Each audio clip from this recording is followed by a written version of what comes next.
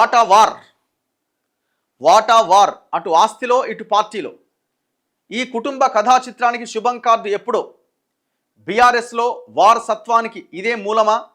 ఆ తర్వాతే identity crisis వచ్చిందా? 1300 కోట్ల పార్టీ ఫండ్స్లో నాకేంటి? 100 ఎకరాల భూముల్లో నా వాటా ఎంత? మరో పార్టీ పెడితే ఇదంతా ఎలా వస్తుంది?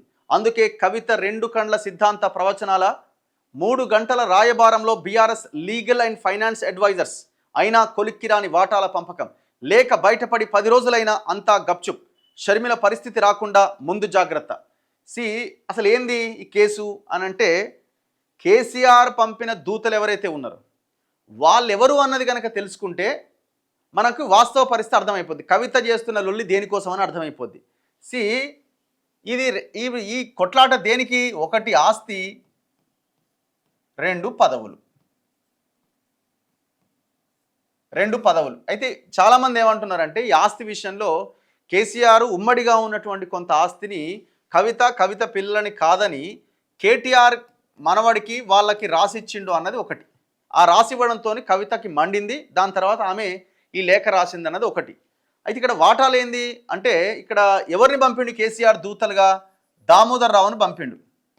ఈ దామోదర్ రావు అనే ఈ చార్టెడ్ అకౌంటెంట్ గతంలో అయినా నమస్తే తెలంగాణ ఎండీగా దీని కింద పనిచేసిండు. ఈ దామోదర్ రావు టోటల్ ఫక్త్ కేసీఆర్ ఫ్యామిలీకి సంబంధించిన ఫైనాన్స్ వ్యవహారాలు చూస్తాడు. కవిత దగ్గరికి దూతగా వెళ్ళింది ఎవరు? కేసీఆర్ మనిషి దామోదర్ రావు. ఇంకొక ఆయన గండ్ర మోహన్ రావు. ఈయన బీఆర్ఎస్ పార్టీకి సంబంధించిన, కేసీఆర్ ఫ్యామిలీకి సంబంధించిన లీగల్ అంశాలు చూస్తుంటే ఈయన అడ్వకేట్. ఈ కవితతో జరిపిన చర్చలేంది?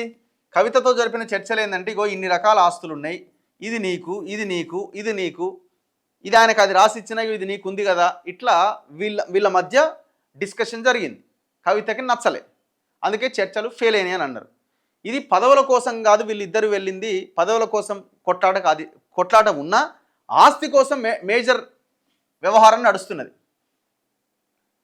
ఇప్పుడు వీళ్ళిద్దరు ఎవరన్నది, ఈ దూతలు ఇద్దరు ఎవరన్నది మనం కనుక తెలుసుకుంటే అసలు దేనికోసం ఈ కవిత అలుగుతున్నది, కవిత ఇబ్బంది పడుతున్నది మనకు అర్థమైపోతుంది. ఇది ఆస్తి కొట్లాట ఒకటి ప్రధానము. ఇక రెండోది పదవుల కొట్లాట.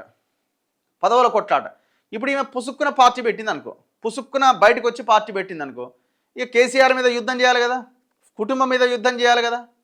ఒకవేళ జెన్యూన్ అయితే, కేసీఆర్ మదిలో ఆలోచనతో, కేసీఆర్ స్ట్రాటజీతో, కేసీఆర్ దొంగ ఏషాలతో కవితతో పార్టీ పెట్టించుతున్నాడు అని ఇది నిజం కాకపోతే, ఆమె జెన్యూన్గా బయటకు వచ్చి కొట్లాడుతుంది అనుకుంటే రేపొద్దున యుద్ధం చేయాలి. యుద్ధం చేస్తే ఏముంటుంది? ఆస్తి అటే పోతుంది, మళ్ళీ ఇటు రాదు కదా. అందుకే ఆమె కేసీఆర్ని దేవుడు అంటుంది. కథనం ప్రకారం ఏంటంటే, కేసీఆర్ని దేవుడు ఎందుకు అంటుంది? మరొకవేళ కేసీఆర్ని కూడా దుర్మార్గుడు అన్నది అనుకో, ఆ దయ్యాల్లో కేసీఆర్ కూడా పెద్ద దయ్యం అన్నది అనుకో, మరి ఆస్తిలో వాటా ఏమైనా లీగలైజ్ ఏమైనా రాసుకుంటారు? అంతా బినామీల చేతులలో ఉంటుంది. ఇది వానికి ఫోన్ చేస్తే వాడు రాసిరా గడ 500 ఎకరాలు రాసి అంటే రాసి ఇచ్చేస్తారు అంతే. సో అట్లా కేసీఆర్ చెప్తేనే అది అవుతుంది. మరి కేసీఆర్ దేవుడు అంటేనే ఇప్పుడు అది నిలబడతట్టుంది. పుసుక్కున పార్టీ పెట్టి అవతల పడ్డం అనుకో ఎటు కాకుండా అవుతుంది. అందుకే దాదాపు 4-5 రోజుల నుంచి మళ్ళీ గప్చుప్ సైలెంట్గా ఉన్నది. మళ్ళీ ఏం లేదు. ఇక మళ్ళీ చూడాలి మరి ఇవాళ రేపేమన్నా మళ్ళీ మాట్లాడుతుందేమని. తెలంగాణ రాజకీయాల్లో ఇప్పుడు కవిత తీరు హాట్ టాపిక్గా మారింది. ప్రతిపక్ష హోదాలో తండ్రికి ఒక కన్నై తానే ఫైట్ చేస్తున్నా అంటూ ముందుకు వస్తున్నారు. అయితే ఇదంతా 10 ఏళ్ల పాలనలో గుర్తుకు రాలే. ఇలా 4వ తారీఖు కదా, ఇలా మహాధర్నా ఉందేమో, ఇది ధర్నా ఏదో చేస్తా అన్నది కదా. అయితే ఇదంతా 10 ఏళ్ల పాలనలో గుర్తుకు రాలే. లిక్కర్ స్కామ్లో జైలుకు వెళ్ళాక వచ్చిన ఆర్థిక నష్టాలతో వాటాలు గుర్తుకొచ్చాయనే విమర్శలు వస్తున్నాయి. ఆమె జైల్లో ఉన్నప్పుడు బీజేపీ డీలింగ్స్ను టార్గెట్ చేసి డ్యామేజ్ చేయడం వెనుక పెద్ద ప్లానింగే ఉన్నట్టుగా తెలుస్తోంది. లేఖలు ఎన్ని రాసినా అప్పుడు సమస్యలే కనిపించేవి. ఇప్పుడు ఆస్తుల మ్యాటర్ వచ్చింది. సరే, లోపల మ్యాటర్ ఏమున్నా ఈమె కేసీఆర్ని పొగడడానికి రీజన్ ఏంటంటే, ఉన్న ఆస్తులు అటు ఇటు అవుతాయి అనేది. ఇది రేపు పొద్దున పార్టీ పెట్టాలా వద్దా అని ఎప్పుడు ఇది అవుతుంది? ఇక కేసీఆర్ నీకు నీ ఆస్తులు రావు, ఏం రావు, వెళ్ళిపో, నీకు పదవి అనేమి వెళ్ళిపో అన్నప్పుడు, ఇక అప్పుడు ఆమె నాకు వచ్చే అవకాశం లేదన్నప్పుడు ఏమైనా పార్టీ పెట్టవచ్చు. అదర్వైజ్ ఆన్నే ఉంటుంది, ఆన్నే కలిసి తింటుంది, ఆన్నే ఉంటుంది. రాత్రి మాట్లాడుకుంటారు. మళ్ళీ దామోదర్ రావు, గండ్ర మోహన్ రావు వీళ్ళందరూ వస్తారు, చర్చలు జరుపుతారు. ఎన్ని ఎకరాలు, ఎంత వాటా, ఏంది అని డీల్ చేసి ఒకవేళ సెట్ రైట్ అయిపోతే ఆడికే కథ సుఖాంతం అయిపోతుంది. కానీ ఏదేమైనా జనాలకు మాత్రం ఇది మంచి శుభ పరిణామం. ఇది వీళ్ళ పార్టీలో వచ్చిన సంక్షోభం అన్నది, వీళ్ళ కొలాప్స్ అన్నది తెలంగాణ ప్రజలకు అత్యంత అవసరం.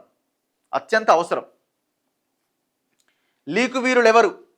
కేటీఆర్ వచ్చిన తర్వాతైనా గుర్తిస్తారా, తేలుస్తారా, వదిలేస్తారా? కవిత లేఖపై ఇంకా వీడని సందిగ్ధం. 10 రోజులు గడిచినా బయటకు రాని వైనం. తాజా మాజీలేనా ఇంకెవరైనా? ఫామ్ హౌస్ లీకులు ఎవరని పట్టుకోకపోతే ఎలా? బీఆర్ఎస్ పార్టీ తీరుపై క్యాడర్లో చర్చాట. ఇప్పుడు ఆ లీకు వీరుడు ఎవరు? ఈ గ్రీకు వీరుడే అని కవితే అంటుంది. మరి ఈ గ్రీకు వీరుడా, లేకపోతే విదేశాల్లో తిరుగుతున్న ఒళ్ళంత విషం ఉండి పెదవుల్లో నవ్వు మాత్రం చూపించే సంతోష్ రావా? ఎవరన్నది తేలాలి. నెక్స్ట్ మిగతా వార్తల్లో